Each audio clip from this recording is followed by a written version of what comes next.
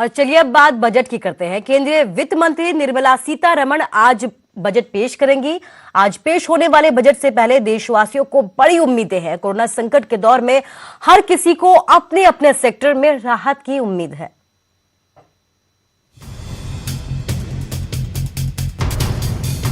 केंद्रीय वित्त मंत्री निर्मला सीतारमण अपना तीसरा और साल 2021-22 का आम बजट 1 फरवरी को पेश करने वाली हैं। कोरोना संकट की वजह से इस बार सरकार के सामने अर्थव्यवस्था की सुस्ती दूर करने के साथ साथ लोगों को राहत देने की बड़ी चुनौती सामने है।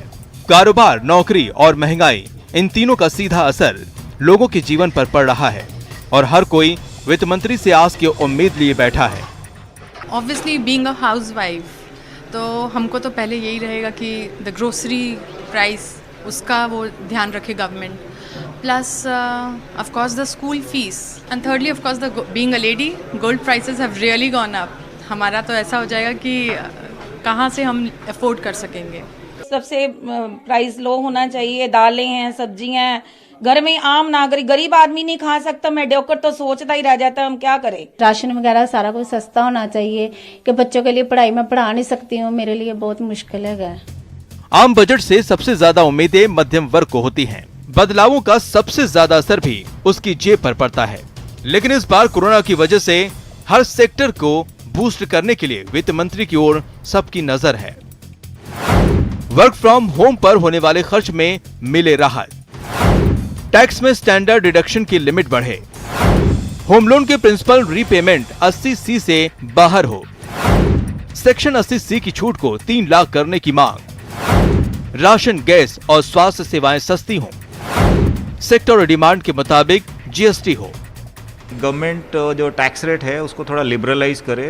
जो बीच में एक स्लैब हमारे 10% का था उसको वापस लाएगा तो उससे क्या होगा, जो टैक्स बेस है थोड़ा ब्रॉड हो जाएगा। GST के रैशनलाइज होना चाहिए क्योंकि हम लोग के स्पेयर पार्ट्स के ऊपर 28% टैक्स रेट है GST का, जो कि मेरे को नहीं लगता कि रैशनल है। आम आदमी चाहता है कि 2 टाइम की रोटी अच्छी मिले, कारोबार ठीक हो, घर बार अच्छी तरह चले, बच्चे को एजुकेशन अच्छी दूं ताकि आने वाला बच्चा हमारे देश का फ्यूचर है। कोरोना संकट की वजह से लोगों को इस बार वित्त मंत्री से सहूलियत वाले कदमों पर जोर है। लोग चाहते हैं कि हर हाथ काम और हर घर सेहतमंद थाली को सरकार इस बार के बजट में सुनिश्चित करे। Bureau report, news 18 network.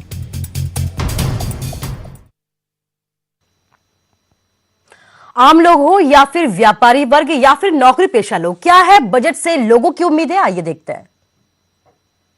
सरकार से तो भाई बहुत लगा रखी हैं कि जैसे जो है क्रूशल टाइम निकल रहा है उसके हिसाब से जो है वो अप टू द जो है लेवल ऑफ द पीपल उसी के हिसाब से बजट रेडी करें, और ताकि जो एक कॉमन मैन है उसको जो है कोई प्रॉब्लम ना हो, ज़्यादा फेस करनी पड़े, और it should be up to the level of the common man. महंगाई घटनी चाहिए है। महंगाई बहुत ज़्यादा हो जा रही है।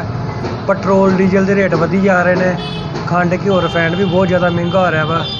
इस चीज़ थोड़ी चीज़ां घटनियां चाहिए, बजट जाना चाहिए। केंद्र सरकार जो बजट मतलब कर रही है उसमें जो एम्प्लॉयज़ की डिमांड्स हैं उनको ध्यान में रखकर करना चाहिए, और वैसे मतलब it should gratify the main demands of all the sections of society. जैसे मतलब बजट ऐसा होना चाहिए कि कोई भी जो सेक्शन है सोसाइटी का उसमें डिससेटिस्फेक्शन ना हो। जैसे अब हमारे किसान ही बैठे हैं। जो अभी बजट आने वाला है उससे हमें ये उम्मीद है कि सरकार को कुछ ऐसे इनिशिएटिव्स, ऐसे स्टेप्स लेने चाहिए जिससे कि जो लोग हैं प्रॉब्लम्स फेस कर रहे हैं, चाहे हर एक सेक्टर में, चाहे वो एजुकेशन सेक्टर हो, चाहे वो हेल्थ सेक्टर हो, चाहे वो एग्रीकल्चर सेक्टर हो, वहाँ पर उनकी समस्याओं का समाधान मिल पाए। अगर मैं बात करूं हेल्थ सेक्टर की, तो काफ़ी सारे पिछड़े इलाके हैं जहां पर जो है रोड्स भी ठीक से अभी नहीं बनी हुई है, प्राइमरी हेल्थ सेंटर्स भी नहीं है, अगर है तो वो ऑपरेशनल नहीं है, एक्टिव नहीं है।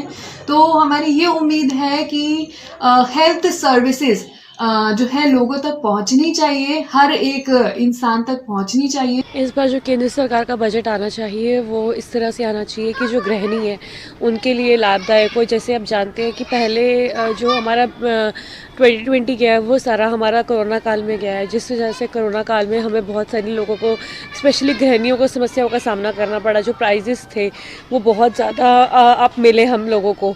तो मैं चाहती हूँ जो गैस सिलेंडर है और जितने भी जो रसोई से रिलेटेड जितनी भी चीज़ें हैं वो सस्ती होनी चाहिए, ताकि जो बजट है वो इको फ्रेंडली हो और हर एक गृहिणी के लिए लाभदायक हो।